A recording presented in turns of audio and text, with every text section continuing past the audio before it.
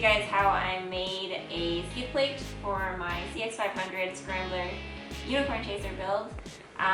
So I've got the motor out right now because I just finished detabbing the frame. It would have been more ideal to show you guys when the motor was mounted how the skid plate was going to go on and how I mocked it up, but this is what we have right now, so deal with it. So when I was mocking up the skid plate that I wanted to get the right shape for, I used cardboard, just your regular like poster board or whatever you can find. Cardboard box would be fine too.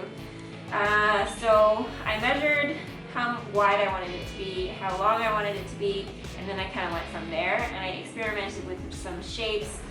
Eventually I decided on something I'll show you, but basically you want to get the shape that you want, draw it out on cardboard, and then cut it up, mock it up, see if it looks good to you.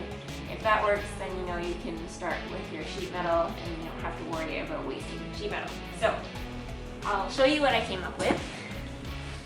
My first rendition of what I wanted a skid plate to be, it had a front and some sidewalls. The thing about the CX motor is it's actually quite angular on the bottom. It's really boxy. So anything that you kind of wrap around it looks kind of like this. And it just accentuates the boxiness, which I really didn't like. I tried a few different versions of this. This was really the best I could get it. And in the end I wasn't happy with it, so we're not using this. What I did come up with was a much simpler version, and basically it's just a plate. It doesn't have any sidewalls, so it doesn't box it in, it doesn't make it look any boxier than it is. This angle here is gonna match up with the front radiator angle, which again, you're gonna have to visualize. But it's gonna sit like this on the bottom of the motor, and this is gonna be the front. So yeah, because I've got just the one side shaped out, I'm going to trace this out onto the sheet metal on the one side, and then I'll measure the width that I need it to be, which is 11 inches, and then I'll flip around and I'll trace the same edge on the other side. Okay? So come on over and I'll show you how to do that. Okay buds, I have two things here, a Sharpie and a punch, and you're probably wondering what the hell is she doing with the punch. I'm actually going to use it as a scribe. You can use a Sharpie if you want, and I have in the past before to trace out metal that I'm going to cut, but I find that there's a big difference between the inside of your mark and the outside of your mark. So when you're using an angle grinder to cut things, you want obviously the line to be as straight as possible so that you can follow it as straight as possible. So we're not going to use a Sharpie. We're going to use this punch, and we're going to use it as a scribe. Just to kind of mark into the metal where I'm going to cut. I've got my cardboard lined up and my sheet metal in place. I have a giant T-square, which belongs to a guy named McDougal. I don't know who that is, but thank you for the T-square. We're going to line this up so we can make sure that the cardboard is as straight as it can be, and also that we're not wasting too much of the sheet metal because we're going to use this for some other pieces as well. So widest point is against the edge of the sheet metal.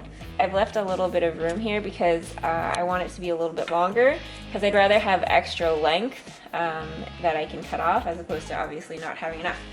So use the T-square to kind of hold down your cardboard as well, so that when you're tracing your cardboard with the scribe, the cardboard doesn't shift around, because if it does that, you're fucked. Use the scribe or your punch / scribe and just go around. Again, as you're going around, hold down the cardboard so you know definitely that it's not going to move, or you can hold down the T-square and trace around the edge of the cardboard. Okay, that's done. So, oh look, I have a third hand. The magic of YouTube, guys. Okay, so now that I have that side traced out with my scribe, I'm gonna put that down. So because this is not an exactly straight line, I needed to know where I wanted it to be 11 inches. And the 11-inch mark I actually got from where the mounting points are going to be on this skid plate, and the mounting point is going to be right about here, where this line is. So that's something that you're going to have to measure out for yourself on your own bike, whatever you're going to make. but this is my point. So this, from this point to the other side, is going to be 11 inches. So what I'm going to do is, because I marked that side already, if you come closer and take a look, this is where I want it to be 11 inches from. So from this edge of the cardboard to the other side, I want it to be 11 inches. So with my measuring tape, and now with my Sharpie, because I want to be able to see it, I'm going to make a mark at the 11-inch point, which is right about here. I'm going to flip this around, and you don't want to flip it around like this, obviously, because it's not symmetrical front to back, so you want to flip it like mirror, like this.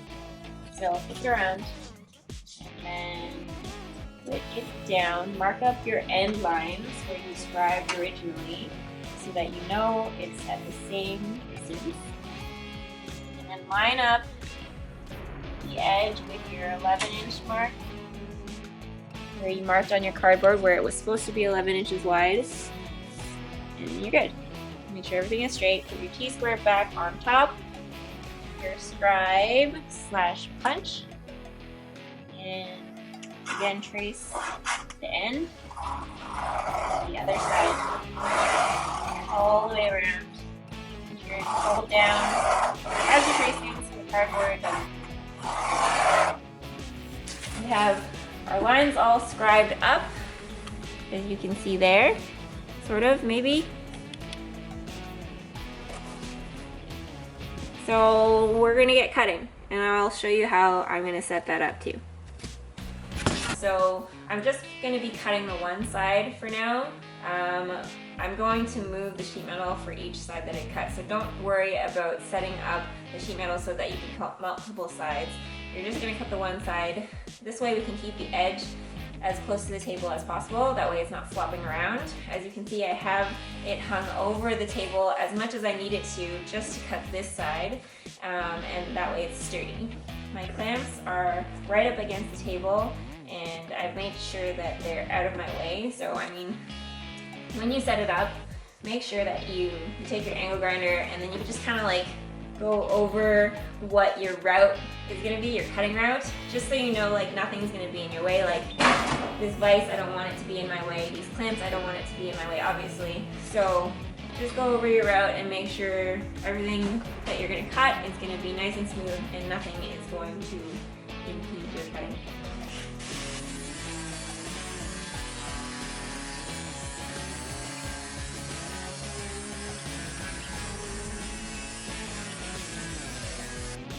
Okay guys, so I cut the one side.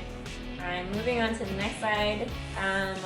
Remember what I told you about trying to keep the edge of the metal as close to the edge of the table as possible? In this instance we can't, because my table only goes so deep and my metal is so long. So I've got where I want to cut as close to the table as possible, so that's going to help keep it stabilized. But this side I'm just going to hold steadily with my hand. Yeah, if you guys had like a stand or something that you can put underneath, if you have this much metal hanging over, then that would be good too. Or if you have a friend or a handy boyfriend who's also filming you do this stuff to come and hold this piece of metal afterwards, that would work too. So yeah, I will start cutting this next side and we'll see how that goes. So here is the rough cut. I got pretty close to the edges, but it's a little bit hard sometimes, especially with my noodle arms, to keep the angle grinder exactly on the line. So always err on the side of caution, leave yourself a little bit of extra room, because in the end we're going to grind it down anyway to make sure it's nice and smooth on the edges and doesn't cut anybody like myself. So my next steps are going to be measuring the angle in which it's going to bend. We need the angle and as well as the radius.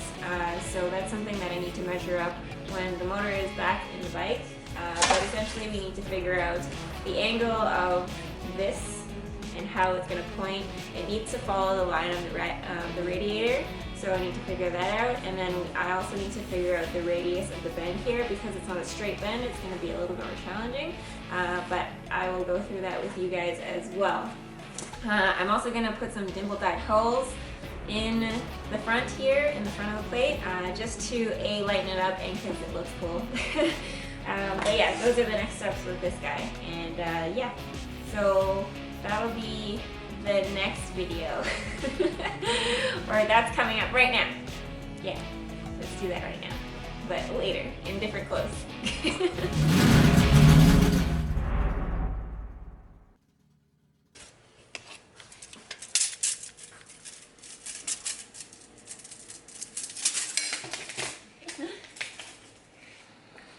Don't laugh at me, guys. This is my first time.